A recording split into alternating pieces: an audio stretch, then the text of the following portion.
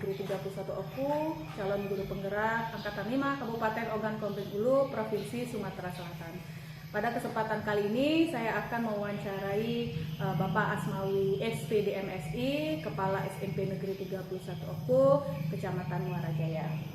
Assalamualaikum Pak. Waalaikumsalam warahmatullahi wabarakatuh. Mohon maaf sebelumnya telah mengganggu aktivitas Bapak ya Pak, karena sekarang memang sedang jam dinas. Tapi saya mohon kesediaan Bapak untuk sedikit meluangkan waktu. Oke, baik. Pada siang hari ini saya akan mewawancarai Bapak Ya. terkait tema pengambilan keputusan Ya. berbasis nilai-nilai kebajikan sebagai seorang pemimpin. Oke. Di sini saya akan mewawancarai Bapak karena Bapak sebagai selaku seorang pemimpin di SMP Negeri 31 Oku. Baik ya Pak, langsung saya masuk ke pertanyaan yang pertama Pak. Oke, silakan. Selama ini Pak, bagaimana Bapak dapat mengidentifikasi kasus-kasus yang merupakan dilema etika atau bujukan moral? Oke. Ya, untuk mengetahui kasus tersebut, Bella akan saya jawab berdasarkan mungkin fakta yang pernah kita alami yang akhir-akhir ini. Sebagai contoh, ada guru yang lulus untuk mengikuti PPG ya. Nah, untuk mengikuti kegiatan ini ternyata sesuai dengan laporan tersebut dan surat pernyataan yang akan ditandatangani oleh kepala sekolah tentang kegiatan mereka, bahwa ini sangat sibuk sekali, sangat meminta waktu, sehingga kita logis saja dengan fakta bahwa sehingga tidak memungkinkan bagi guru ini untuk melaksanakan tugasnya secara baik kalau dia sambil mengajar. Jadi berhadapan antara individu tersebut untuk menyelesaikan PPG dengan kepentingan orang banyak. Ini orang banyak ini siswa. Ya. Nah, siswa juga punya kewajiban untuk diajar oleh guru tersebut, sementara guru ini ingin mengikuti PPG tersebut yang juga merupakan hak dia untuk kedepannya. Nah, untuk masalah ini, ya, saya selaku kepala sekolah tentunya ini tidak ingin anak murid banyak ini dirugikan dengan ada kegiatan ini kan. Satu sisi juga saya tidak ingin guru ini gagal dalam ikut program ini, karena ini kesejahteraan guru juga penting untuk meningkatkan mutu sekolah kan. Nah, oleh karena itu berdasarkan ini menurut saya satu kebijakan, ini mau tidak mau ini kebijakan kan. Maka saya ambil keputusan karena ini juga untuk sebenarnya kalau mau ada surat dari penyelenggara dia untuk menyelenggarakan ini, ada surat resmi atau guru ini dengan ada surat resmi, mungkin sekolah bisa menganggarkan dari RKS sekolah kan, menganggarkan untuk membayar guru sebagai pengganti tersebut. Tapi karena ini tidak ada dan guru sekolah tidak punya tidak punya dasar untuk membayar guru untuk menggantikan ini, maka ya kita ajak diskusi, konsultasi guru tersebut bagaimana untuk mengatasi masalah ini kan. Kita duduk satu meja, ya bukan saja saya dengan guru tersebut, dan mengajak juga ya wakil masuk Anda sendiri saya kira ya, untuk menyelesaikan masalah ini ya kan. Dua-duanya sukses ya. Nah, karena itu keputusan saya mudah-mudahan ini tidak salah, karena ini tidak mungkin guru ini, karena sayang kesempatan PPG tidak datang dua kali kan, mungkin maka kesempatan sudah datang tadi kita ambil kebijakan untuk digantikan oleh guru pengganti kan, dengan guru pengganti. Dan alhamdulillah sejauh ini ya tidak ada masalah kan, anak tetap belajar sesuai dengan jadwal si guru tersebut, dan guru tersebut alhamdulillah bisa mengikuti dan kita cukup senang juga terakhir ya laporan dari guru tersebut buat telah mengikuti ujian UP ya. ujian. Alhamdulillah mudah-mudahan ya guru tersebut lulus akan mengabdi kepada SMP Negeri 31 Oku lebih semangat lagi. Ya namanya sertifikasi beda, kalau tidak sertifikasi kira ada tambahan penghasilan. Nah, itulah saya kira yang saya ambil ya untuk menghadapi masalah ini. Berarti kalau saya dengar tadi ini sudah pernah terjadi Pak ya? Ya itu Sudah, jadi fakta terjadi faktanya berarti karang-karangan. pengalaman menghadapi dilema etika. Iya. Saya dengar tadi juga Bapak mengatakan bahwa ada kepentingan individu di sini melawan kepentingan kelompok ya Pak. Iya. Individunya tadi guru yang PPG, kelompoknya tadi adalah murid yang tadinya. Individunya yang mau belajar. Berarti di sini Bapak mengidentifikasi situasinya dulu berarti Pak. Iya, situasinya. Dan apa namanya efek kepada siapa gitu ya Pak? Iya. Iya, ada penerapan paradigma berarti sini Pak. Paradigma bujukan paradigma dilema etika berarti Bapak di sini. Iya. Kemudian yang kedua Pak, selama ini bagaimana Bapak menjalankan pengambilan keputusan di sekolah, terutama untuk kasus-kasus tadi di mana ada dua kepentingan yang sama-sama benar atau sama-sama mengandung nilai kebaikan. Bagaimana cara Bapak menjalankan pengambilan keputusannya?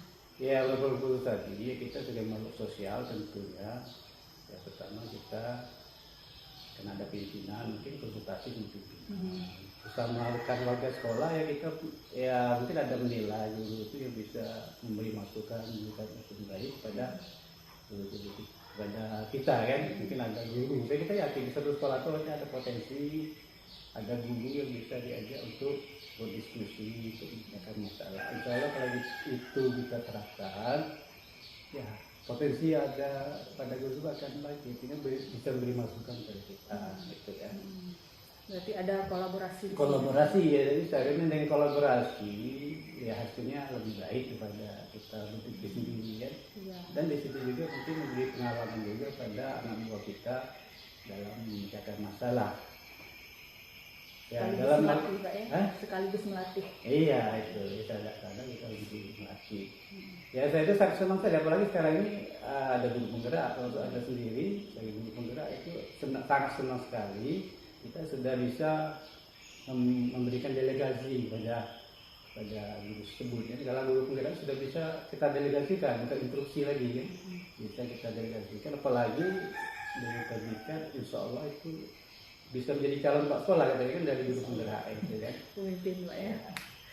Baik, kemudian yang ketiga Pak, langkah-langkah atau prosedur seperti apa yang biasa Bapak lakukan selama ini? Ada langkah-langkah, prosedur gitu Pak dalam mengambil keputusan tadi? Ya prosedurnya, ya setelah tentunya dalam suatu itu ya kita tertulis ya, tidak cukup lisan saja, ya kan dalam lisan saja nanti dapat tahu suatu saat ada apa ya, ada pertanggungjawaban gitu Pak? Iya, pertanggungjawaban kita. Dapat tuh ada pihak lain yang mempertanyakan bagaimana guru tersebut kok jarang ke sekolah, ada apa? Jadi kita harus ada bukti ya, bukti administrasi, bukti dia ngikut itu ya kan. Kemudian bukti apa namanya? kesepakatan yang guru tersebut untuk mengatasi masalah tadi biar semuanya bisa berjalan dengan baik kan. Karena berbenturan masalahnya dua kepentingan. Satu sisi guru ini ingin ikuti PPG, satu sisi siswa ini mau belajar kan, tidak mungkin siswa kita menggalakkan tidak belajar. Ini bukti kesepakatan dua pihak kan. Kemudian juga ada kita jadi minta guru sini keputusan kita kepada guru itu bahwa dia bersedia untuk membayar guru pengganti kan.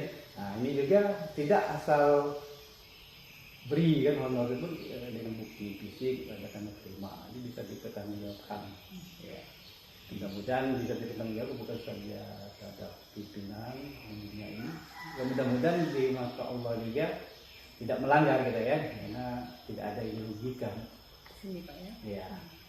Karena KBM ini saya selaku kepala sekolah, kita belajar mengajari sesuatu yang sangat penting sekali, ya tidak bisa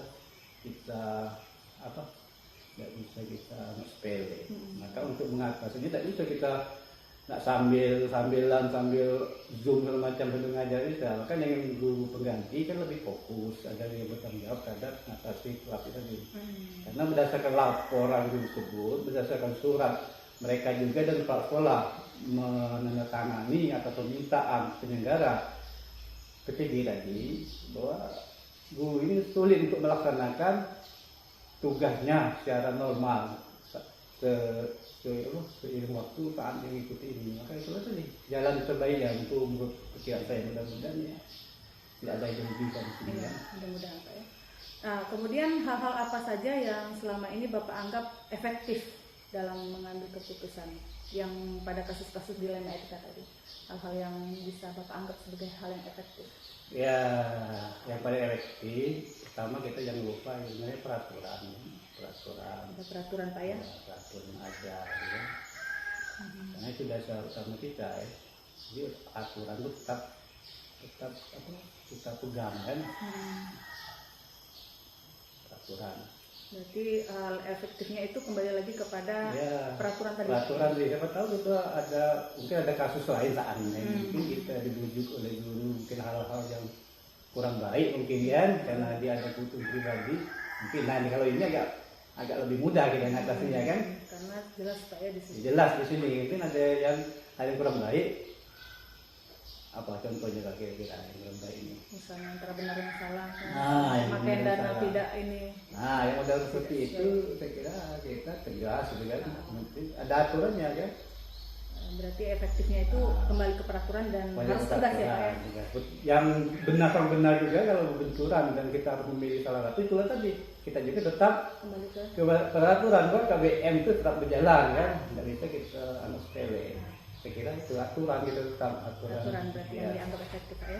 Kemudian hal-hal apa saja yang selama ini merupakan tantangan, yang jadi tantangan dalam Bapak mengambil keputusan pada kasus-kasus yang benar sama benar tadi, dilema etika tadi. Yang jadi tantangan apa Pak? Ya, kalau saya pribadi sebenarnya hal ini tidak dikatakan punya tantangan, sebenarnya tidak pula tantangan itu kan. Tidak, penting kita itu tadi berdasar aturan dan yang kita baik kan. Kalau dikatakan tantangan, sebenarnya tidak terlalu tantangan kan. Cuman kadang-kadang mungkin tantangan kita, kadang-kadang perasaan. Maksud saya perasaan begini ya. Balik ke perasaan. Contoh lain lagi ini kira-kira ya. Kalau masalah perasaan ini mungkin ke contoh yang lain. Contoh pada perasaan. Kadang-kadang mungkin kita sekolah kira dimanapun yang namanya sekolah pasti ada saja yang naik dan tidak naik kelas tapi ada.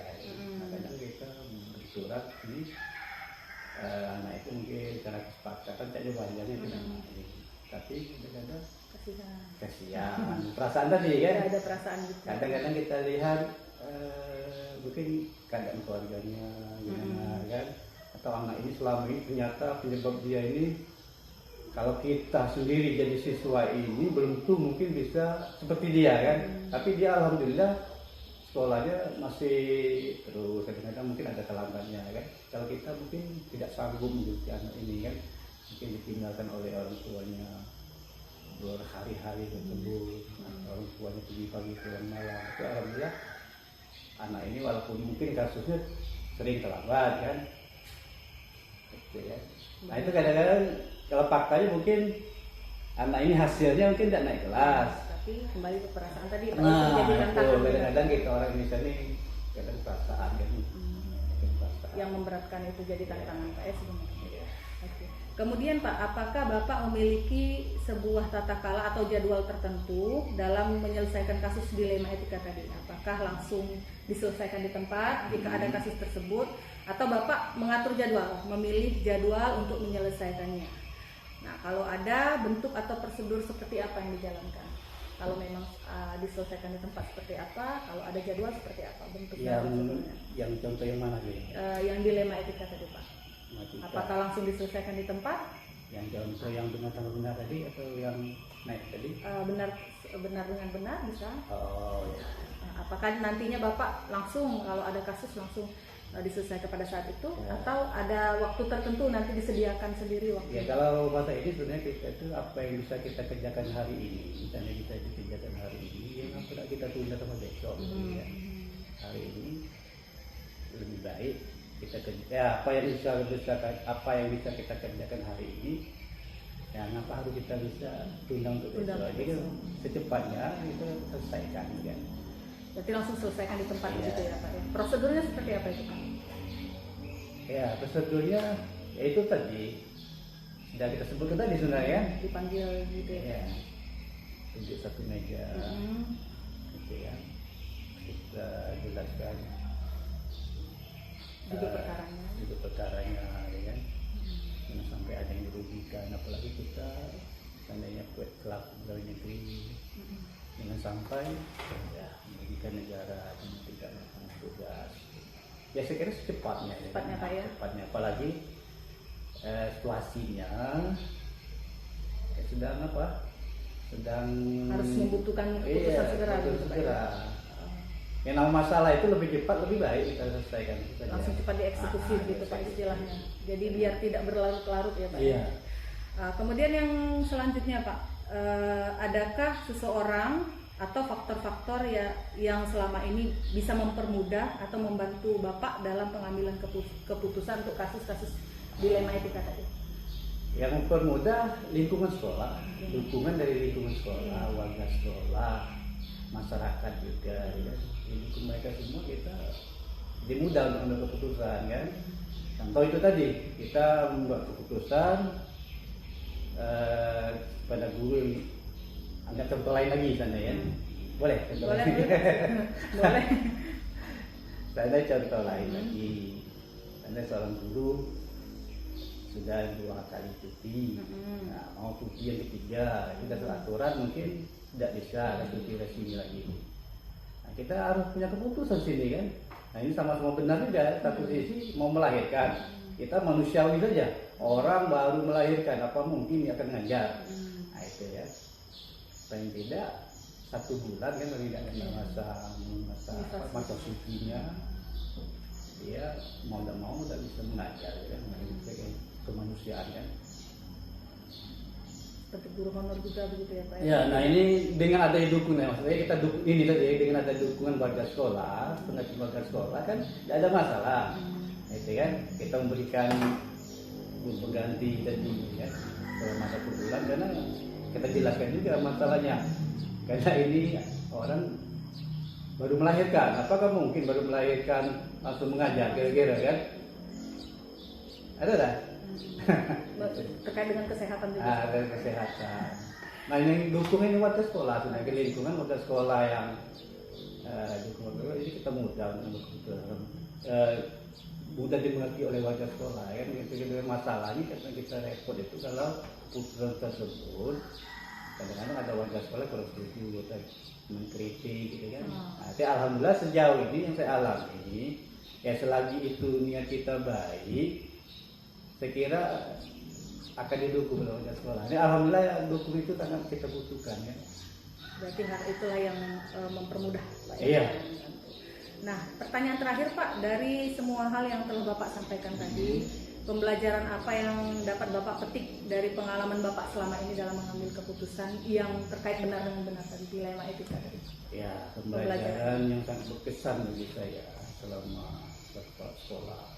Mengenai masalah-masalah ini bisa menolong guru kita, warga sekolah, dan itu juga kita menolong bukan berarti ada yang tidak dirugikan, bukan kelompok dirugikan. Nah tapi berkesan kita merasa itu kebahagiaan, kebahagiaan di hati sebagai manusia kita bisa menolong. Kita ini ada satu contoh saya kan, ini satu contoh, ini fakta juga nih. Ini kalau dibuka-buka mungkin semakin banyak gitu ya.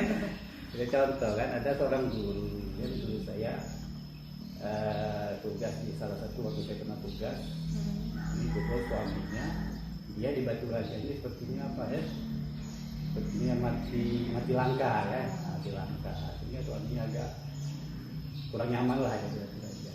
Nah, maka saya ambil keputusan, saya usulkan pada guru ini supaya pindah, walaupun sebenarnya ya kebetulan juga di sekolah kita kan sudah ada dulu, sudah ada guru. Maka saya suruh mutasi ke betul dia itu tempat tinggal di Lampung. Alhamdulillah dia buat surat mutasi dan berhasil mutasinya. Nah di situ kita mendapat kebahagiaan tadi karena bisa menolong keluarga ini kan. Mereka bisa sering bersama, satu keluarga, satu tempat, dan saya dengar informasi selanjutnya dia mengabari suaminya sudah bisa buka usaha gitu kan, tempat asalnya kan. Nah itu Jadi pelajarannya memang bahwa kalau misalnya kita benar dalam mengambil keputusan sudah dipertimbangkan berarti bisa menghasilkan kebahagiaan tersendiri Iya, ya Pak ya? betul, benar. Untuk yang mengambil keputusan dan untuk yang terimbas oleh keputusan itu. Iya. Benar-benar Ya, menarik sebenarnya kalau juga ada lagi, jadi saya kira karena pertanyaan terakhir cukup ya. ya. Ya, yang jelas pembelajarannya sudah banyak, terutama Ya. yang terakhir tadi Pak sudah bisa saya simpulkan bahwa memang seperti kata saya tadi, kalau kita benar dalam mengambil keputusan Ya. sudah dipertimbangkan bisa menghasilkan kebahagiaan tadi. Ya. Itu quote-nya itu sepertinya quote yang hari ini. Ya, kita menolong orang itu bukan berarti kita menolong itu kita jangan sampai maksudnya ada yang dirugikan. Itu tadi kan kita sifatnya juga kita nolong guru tadi jangan sampai satu sisi ada yang dirugikan. Kan namanya benar dengan benar kan, berarti jangan ada pihak yang dirugikan. Maksud saya ada pihak dirugikan menjadikan contoh siswa kehilangan haknya untuk belajar. Ya, keberpihakan pada muridnya harus Ya. diperhatikan. Baik, terima kasih Pak Asmawi, sangat banyak sekali yang sudah saya dapatkan dari Pak Asmawi selaku narasumber pada siang hari ini terkait pengalaman Pak Asmawi dalam mengambil keputusan berbasis nilai-nilai kebajikan. Saya berterima kasih dan terima kasih juga atas kesempatannya. Sehat selalu untuk Pak Asmawi. Saya Amin. pamit dulu Pak di siang hari ini. Wassalamualaikum warahmatullahi wabarakatuh. Waalaikumsalam warahmatullahi wabarakatuh.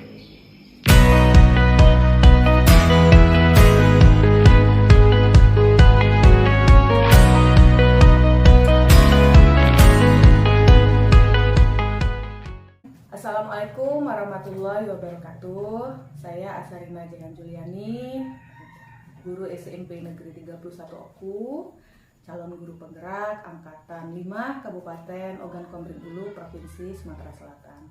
Pada kesempatan kali ini saya akan mewawancarai Kepala SMP Negeri 51 Oku, Kecamatan Muara Jaya, Ibu Wahyumi MPD.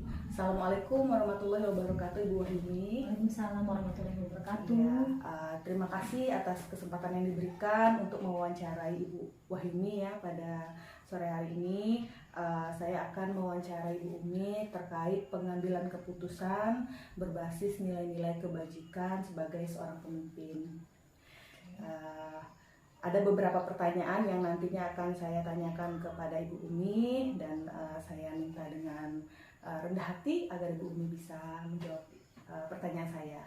Baik. Sebelumnya saya mau bertanya kabarnya Ibu Umi dulu ya. Ya, alhamdulillah saya sehat. Alhamdulillah ya Bu ya. Jadi saya mohon maaf karena mengganggu waktu Ibu, mungkin waktu dinas Ibu untuk sedikit meminta sharing atau berbagi pengalaman Ibu terkait sebagai pemimpin SMP Negeri 51 Oku. Baik, tidak apa-apa. Bu Umi, Ya. selama ini bagaimana Ibu Umi dapat mengidentifikasi kasus-kasus yang merupakan dilema etika dan juga kasus-kasus yang merupakan rujukan moral? Ya, kalau misalnya untuk yang dilema etika itu kan antara benar dengan benar ya. Jadi saya hanya berpikir apakah itu mana yang lebih banyak manfaatnya kan gitu. Kemudian kalau masih bisa yang satunya ditanggulangi atau di istilahnya ditanggulangi oleh guru piket atau yang lain, itu tidak jadi masalah. Nah, kalau yang rujukan moral itu harus dianalisis terlebih dahulu karena pengambilan keputusan yang rujukan moral itu kan pasti salah ya. Nah, jadi itu harus dipecahkan secara bersama-sama baru diambil keputusan. Berarti kalau dari jawaban Ibu Umi tadi sudah ada pengalaman ya Bu ya, sudah ada kejadian terkait dilema etika ataupun terkait bujukan moral yang pernah terjadi di sekolah yang Ibu pimpin. Iya. Contohnya seperti ini ya Ibu Jehan, beberapa guru itu memang ada di SMP kami dan hanya mengajar di SMP kami, tetapi dengan sangat terpaksa mereka harus mencari sekolah lain karena mereka non ASN ya. Jadi, nah waktu itu jadwal mengajar di sekolah itu berbarengan sama jadwal yang di sekolah lain. Jadi mereka memang konfirmasi ke saya Nah, dengan ya istilahnya tuh kita pertimbangkan, kalaupun jadwal mengajar di sekolah bisa diatur kembali, kenapa tidak? Silahkan mengajar di sekolah lain, tetapi dengan satu syarat, harus konsekuen dalam bertanggung jawab untuk memberikan pelajaran di sekolah kami. Seperti itu. Benar-benar suatu dilema etika ya Bu, Iya. ya. Jadi keputusannya memang harus benar-benar dipikirkan Bu. Iya, benar. Kalau terkait bujukan moral sendiri Bu? Kalau yang terkait bujukan moral ini, yaitu ketika seorang guru itu memberi hukuman kepada siswa, jadi kan, dan itu adalah hukuman fisik. Iya. Nah, jadi istilahnya karena di sini kita harus namanya anak-anak ya, kita harus mengetahui perkembangan siswa, perkembangan anak itu memang waktunya masih bermain, waktunya untuk curhat dengan guru, perlu bimbingan. Nah, kalau diberikan hukuman apalagi fisik, maka kepercayaan diri murid itu akan sirna seperti itu. Jadi seperti itu. Jadi guru tersebut kita bina seperti itu. Oke, itu terkait pengalaman Bu ya, Iya. sebagai pemimpin Ibu di sekolah Iya. Ibu dan kasus-kasus dilema etika dan bujukan moral Bujukan tadi. moral. Nah Bu, selama ini bagaimana Ibu menjalankan pengambilan keputusan di sekolah Ibu, Iya. terutama untuk kasus-kasus di mana ada dua kepentingan yang sama-sama benar Bu, atau sama-sama mengandung nilai kebajikan. Bagaimana Ibu mengambil keputusan? Baik, kalau untuk pengambilan keputusan itu saya tidak sendirian dalam hal ini karena dilema etika ya. Yang bersangkutan ini misalnya guru X nih, dia harus mencari pendapatan lain karena dia non ASN kan, jadi harus mengajar di tempat lain dan dia mendapatkan jam lebih banyak daripada tempat kami. Nah, untuk jadwal itu kan sangat riskan ya, karena jadwal ini berbenturan dengan jadwal mengajar di sekolah kami. Nah, seperti itu. Jadi saya mengambil keputusan dengan cara yang pertama itu yang bersangkutan saya panggil, kemudian berkonfirmasi juga ke wakil kepala sekolah masalahnya di mana. Setelah mengidentifikasi masalah, oh rupanya ini di jadwal seperti itu. Bisa nggak ditukar yang dari kita, bisa nggak diputer? Ketika bisa dipecahkan, ya artinya itu sudah keputusan bersama seperti itu.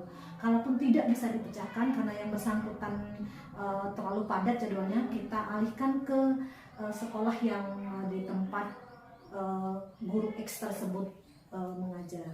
Ya, berarti memang ada solusinya ya Bu? Iya. Memang ada stepnya untuk mengambil Iya. keputusan itu tadi. Nah, langkah-langkah prosedurnya seperti apa Bu yang biasa Ibu lakukan? Yang pertama saya tentu konfirmasi dulu ke guru yang bersangkutan kan. Kemudian saya juga konfirmasi juga ke wakil kepala sekolah yang membuat jadwal kan. Kemudian kami bertemu untuk membicarakan sebenarnya titik masalahnya di mana. Setelah dapat, lalu kami identifikasi lagi. Ini kalau misalnya jadwal nih, jadwal yang masalahnya, jadwalnya bisa nggak yang di sekolah ini diputar seperti tadi kan. Kalau bisa, oke, itu tidak jadi masalah, itulah keputusan. Tapi kalau tidak bisa diputar lagi atau jadwalnya terlalu mepet dan tidak ada titik temunya, maka kami kembalikan ke guru yang bersangkutan supaya di sekolah lain tersebut untuk mengambil jadwal lain supaya jadwal yang ada di sekolah tidak terganggu dengan adanya aktivitas kegiatan guru tersebut mengajar di sekolah lain. Seperti itu Bu. Jadi benar-benar solusinya harus ketemu ya Bu ya. Iya. Karena ini terkait benar dan benar Iya. nilai kebajikannya. Jadi memang ada memikirkan kondisi gurunya juga ya Bu. Dan di sini saya dengar Ibu juga melibatkan wakil, Iya. melatih wakilnya juga ya Bu ya untuk sama-sama Seperti mengambil itu. keputusan. Kemudian yang selanjutnya Bu, hal-hal apa saja yang selama ini Ibu anggap efektif dalam pengambilan keputusan pada kasus-kasus dilema etika yang dianggap efektif? Hal-hal apa saja Bu? Kalau yang dilema etika ya hal-hal yang efektif ya itu misalnya sharing pendapat. Sharing pendapat. Yang kedua itu harus ada konfirmasi dan koordinasi dengan warga sekolah ya. Kemudian yang ketiga itu pemecahan masalah.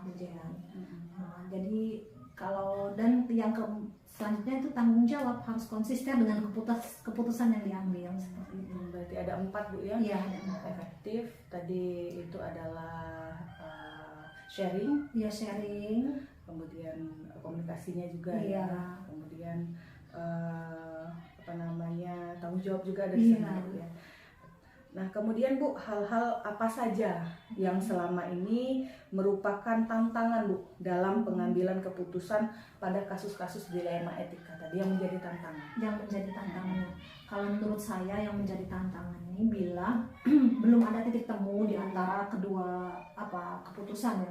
Keputusan itu belum bisa ditarik diambil kesimpulan, belum bisa diputuskan sampai batas waktu yang ditentukan. Contoh nih, guru X mengajar di tempat lain dan mengajar di tempat kita dengan sama jam. Nah, ketika tidak ada titik temu nih, jam yang berbenturan tersebut, jadi kan ada pihak yang dirugikan, yaitu pihak murid.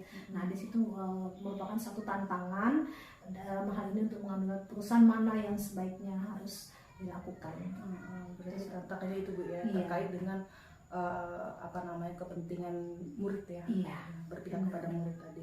Nah Bu Umi, selanjutnya lagi, apakah Ibu memiliki sebuah tata kala atau jadwal tertentu dalam sebuah penyelesaian kasus dilema etika?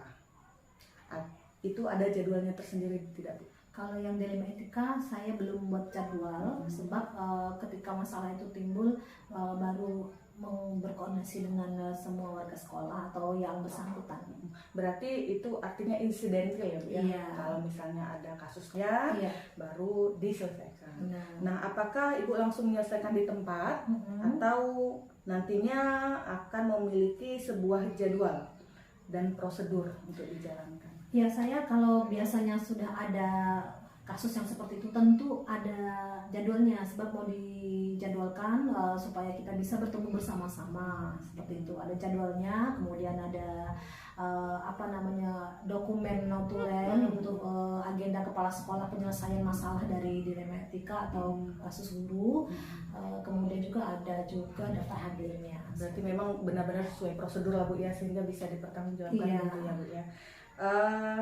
Adakah Bu seseorang atau faktor-faktor apa yang selama ini mempermudah dan membantu Ibu dalam pengambilan keputusan untuk kasus-kasus dilema etika ini? Seseorang atau faktor-faktor yang membantu Untuk itu ya. pengambilan keputusan Iya. yang terkait dilema etika ini Bu? Iya, baik.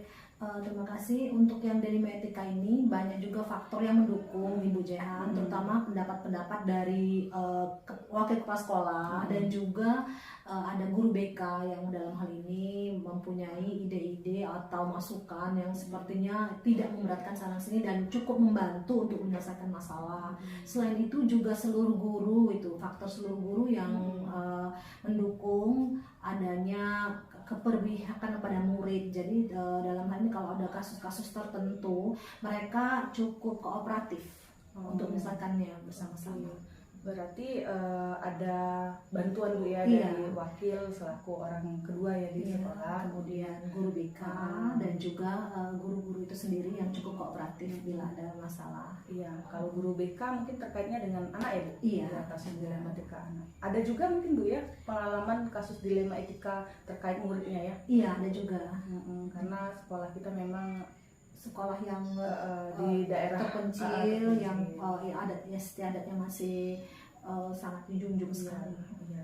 Nah Bu, pertanyaan terakhir nih Bu ya. Iya. Dari semua hal yang telah disampaikan Ibu Wahyumi tadi, pembelajaran apa yang bisa Ibu petik dari pengalaman Ibu Bu dalam Ibu mengambil keputusan terkait kasus-kasus dilema etika tadi Bu? Ya. Baiklah, kalau menurut saya kalau kita mengambil keputusan itu harus berhati-hati dan harus dipertimbangkan dengan baik, karena ini menyangkut siswa atau peserta didik, guru dan juga kemaslahatan sepihak di sekolah, juga untuk kemajuan sekolah. Gitu. Jadi harus berhati-hati, jangan salah dalam mengambil keputusan seperti itu. Berarti sebagai seorang pemimpin kita harus benar-benar ya Bu ya mengambil Iya. keputusan, harus berdasarkan nilai tadi ya. Iya. Banyak sekali hal yang sudah saya dapat Bu dari Iya. wawancara dengan Ibu Wahyumi. Saya berterima kasih banyak apa yang Ibu Wahyumi sampaikan pada sesi wawancara ini. Saya berharap bisa membantu saya untuk ke depan, menjadi pembelajaran untuk saya ke depan nantinya untuk menjadi seorang pemimpin dan bisa mengambil keputusan yang berbasis nilai-nilai kebajikan Ibu Umi. Terima kasih sekali lagi saya ucapkan dan mohon maaf kalau misalnya mengganggu waktu kerja Ibu Umi ya. Terima kasih Bu Umi. Wassalamualaikum warahmatullahi wabarakatuh. Waalaikumsalam warahmatullahi wabarakatuh.